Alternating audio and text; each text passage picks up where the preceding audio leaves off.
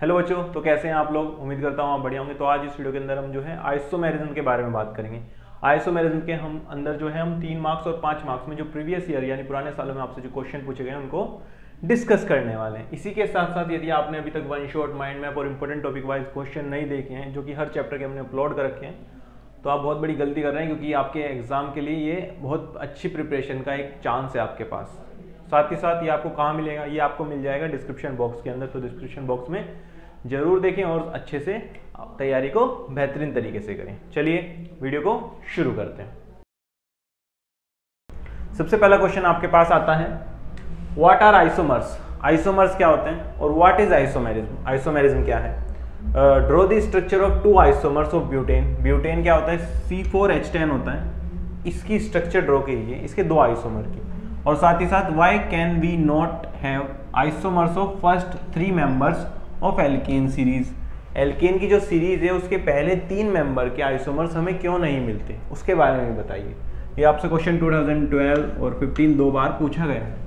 चलिए देखते हैं। तो जो ऑर्गेनिक कंपाउंड्स होते हैं जिनका सेम मॉलिक्यूलर फॉर्मूला होगा बट डिफरेंट स्ट्रक्चर्स होंगे, यानी एक सेम मॉलिक्यूलर फॉर्मूला के कॉरस्पॉन्डिंग यदि हम किसी भी पर्टिकुलर कंपाउंड की अलग अलग स्ट्रक्चर का बना सकते हैं, स्ट्रक्चर का फॉर्मेशन कर सकते हैं, तो इसका मतलब उसे हम क्या कहेंगे कि वो एक दूसरे के आइसोमर्स हैं। तो इस फिनोमिना को बोलते हैं हम isomers and this phenomena is known as isomerism. ठीक है, जैसे एग्जांपल आइसोमर ऑफ ब्यूटेन, यानी ब्यूटेन क्या होता है, C4H10, तो इसके अंदर 4 कार्बन है, 10 हाइड्रोजन है। तो 1 2 3 4 कार्बन आपस में कनेक्टेड हो गई। बाकी सब हाइड्रोजन हमने लगाकर कार्बन की टेट्रावैलेंसी को फिल कर दिया इस तरीके से। तो अब क्या हो सकता है, इसके अंदर जो ये चेन्स है ना, जैसे ये एक CH3 पूरा ग्रुप है, ये सर ये यहाँ पर लगा दें इस हाइड्रोजन की जगह, तो क्या होगा, एक नया आइसोमर बन जाएगा। यानी कंपाउंड का मॉलिक्यूलर फॉर्मूला सेम रहेगा, यानी C4H10 ही रहेगा, लेकिन एक नई स्ट्रक्चर बन जाएगी। देखो कैसे बन गई एक नई स्ट्रक्चर, हमने CH3 को यहाँ पे लगा दिया। अब क्या कर सकते हैं हम, तो इस तरीके से इसका एक आइसोमर बन जाएगा। ठीक है, तो इसे क्या बोलेंगे, 2 मिथाइल प्रोपेन बोलेंगे, क्योंकि सेकंड पे मिथाइल बना गया है। 1 2 3, तो सेकंड पे क्या लगा है, मिथाइल। किसे क्या बोलते हैं, मिथाइल ग्रुप बोलते हैं। तो सेकंड पे मिथाइल लग गया, ये क्या हो गया, 2 मिथाइल प्रोपेन, यानी 3 कार्बन की एक चेन हो गई।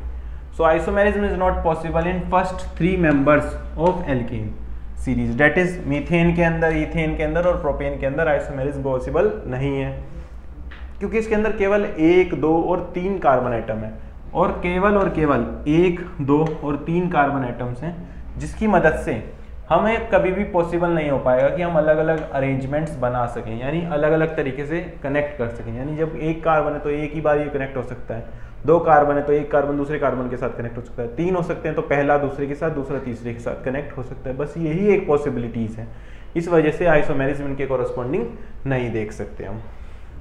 चलिए अगला क्वेश्चन हमारे पास क्या है, state any 4 characteristics of isomers. Isomers की 4 कैरेक्टरिस्टिक्स बताइए और ड्रॉ करिए structure of 2 isomers of pentane. Pentane के 2 आइसोमर को ड्रॉ करके बताइए। पेंटेन क्या होता है, C5H12 होता है, इसके 2 आइसोमर बनाइए कि कैसे बनेंगे, क्या स्ट्रक्चर होगी उनकी। ये आपसे क्वेश्चन 2013 में पूछा गया है।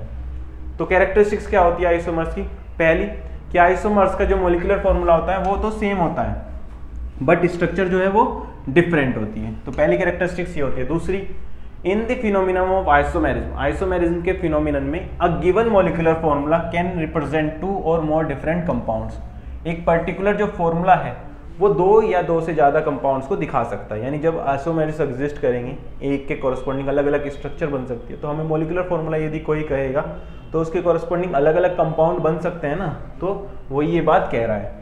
अगला, isomers of given molecular formula have entirely different properties, यानी एक आइसोमर दूसरे आइसोमर से जो अपनी प्रॉपर्टीज रखेगा वो एकदम ही अलग रखेगा, उनकी प्रॉपर्टीज सेम नहीं होंगी। अगला, isomerism is only possible with hydrocarbon having 4 और मोर कार्बन्स, यानी जिन हाइड्रोकार्बन्स में 4 या 4 से ज्यादा कार्बन है उसी के साथ आइसोमेरिज्म पॉसिबल है। ठीक है बेटा, तो ये हो गई इसकी कैरेक्टरिस्टिक्स। अब आइसोमर्स बताने हैं हमें पेंटेन के, C5H12 के। C5H12 यानी एक एल्केन है जिसमें 5 कार्बन आपस में कनेक्टेड है, बाकी सब हाइड्रोजन जोड़ दिए हमने। 1 कार्बन 2 3 4 5, सबके सब सिंगल बॉन्ड से कनेक्ट हो गए। और वैलेंसी पूरी करने के लिए टेट्रावैलेंट होता है कार्बन, यानी 4 बॉन्ड बनाएगा, तो बाकी बॉन्ड पूरे करने के लिए हमने हाइड्रोजन कनेक्ट कर दिया। तो क्या बन गया, इसे बोलते हैं एन पेंटेन।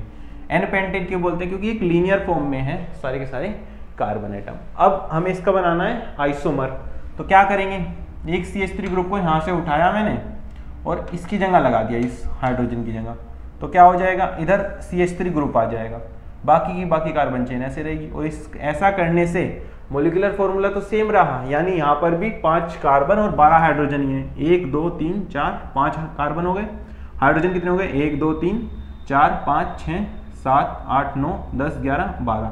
तो हाइड्रोजन भी 12 है, कार्बन भी 5 ही है, लेकिन एक नई स्ट्रक्चर बन गई, जिस स्ट्रक्चर का क्या नाम हो गया, आइसोपेंटेन, या फिर 2 मिथाइल ब्यूटेन भी से कहते हैं। तो ये क्या हो जाएंगे, एक दूसरे के आइसोमर्स हो जाएंगे।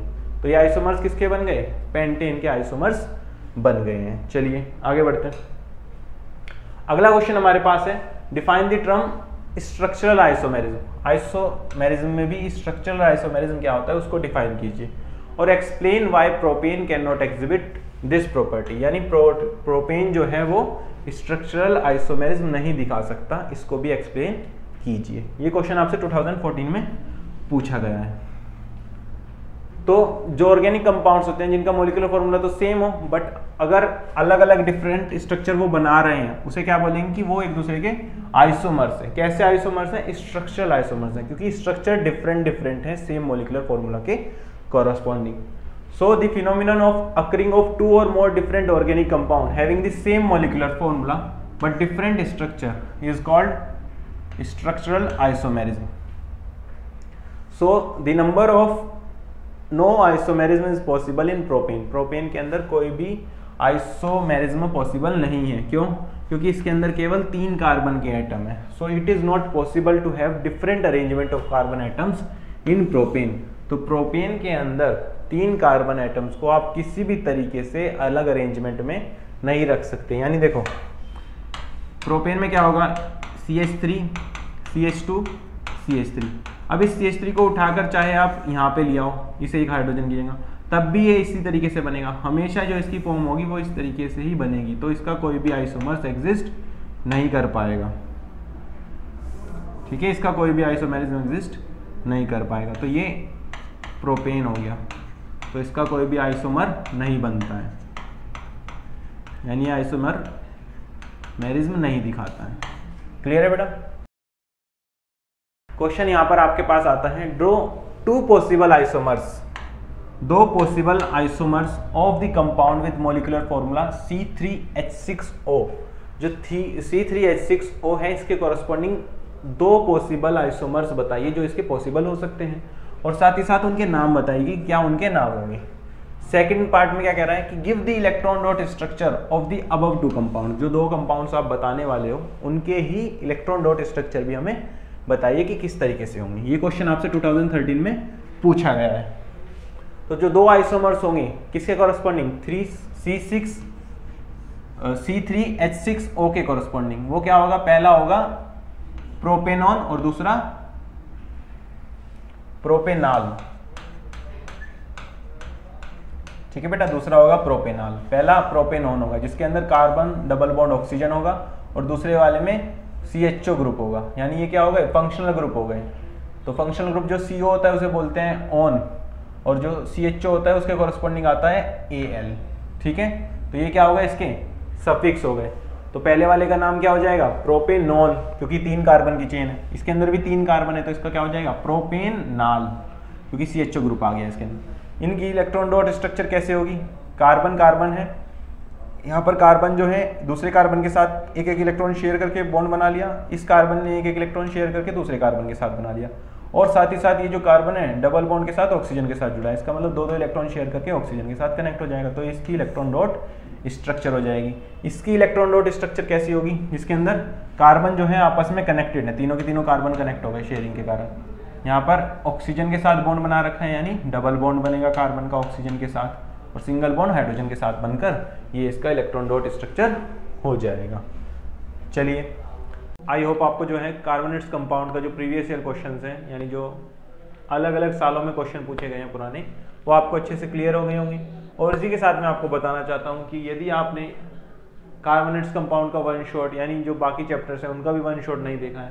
साथ ही साथ MCQ, assertion, reason, case study based question, mind map और इंपॉर्टेंट टॉपिक्स नहीं देखे हैं तो भैया आप बहुत बड़ी गलती कर रहे हैं, क्योंकि ये सब देखना बहुत ज़रूरी है आपके आने वाले एग्जाम के लिए। तो इनको ध्यान से देखें ताकि आप अपने एग्जाम के लिए बेहतर तरीके से तैयारी कर सकें और अपने एग्जाम को एकदम बढ़िया तरीके से फोड़ सकें। तो चलिए मिलते हैं अगली वीडियो में, तब तक के लिए अपना ध्यान रखें और अच्छे से पढ़ते रहिए।